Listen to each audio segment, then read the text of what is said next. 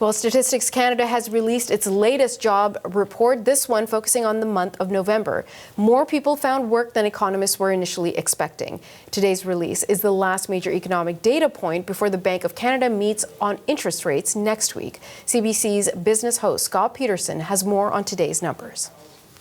51,000 positions were created for the month of November, and that's good news. The economy is still chugging along, creating jobs, and it's also about double what economists were expecting for the month. So this is all good news, but when you dig into it, there's some good news in it and some bad news, and the overall trend here is that the economy is slowing. But let's take a look at these numbers from Statistics Canada this morning as far as what they sort of present to us when you look under the hood and check out the Canadian economy. One, it's good that they're creating jobs, so the economy is chugging along. But two, these are public sector jobs. 90% of the jobs were created by the public sector, and that's not where you want job growth to come from. You want it to come from the private sector. But we did see a wholesale retail trade, construction, scientific, technical jobs, educational jobs, all to the upside.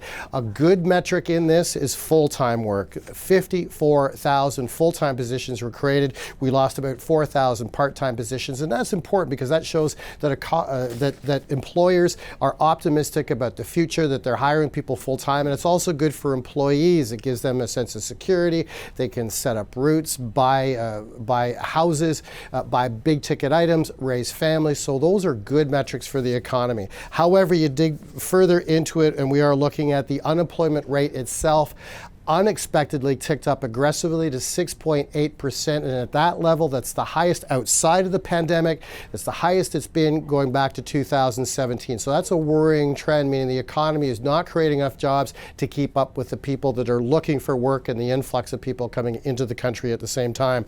Wage increases also, how much people are making over this time last year is up 4.1%.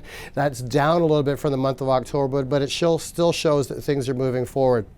The big question economists now have is what is the Bank of Canada going to do next week with their interest rate announcement on Wednesday? And more economists, Bank of Montreal, for example, Bank of Montreal saying that they are now expecting a supersized rate cut at 50 basis cuts. But it's a dice throw whether it's going to be 25 basis points or 50 basis points from the Bank of Canada. But we do know this, that we're going to see a cut on Wednesday with this generally slowing economy.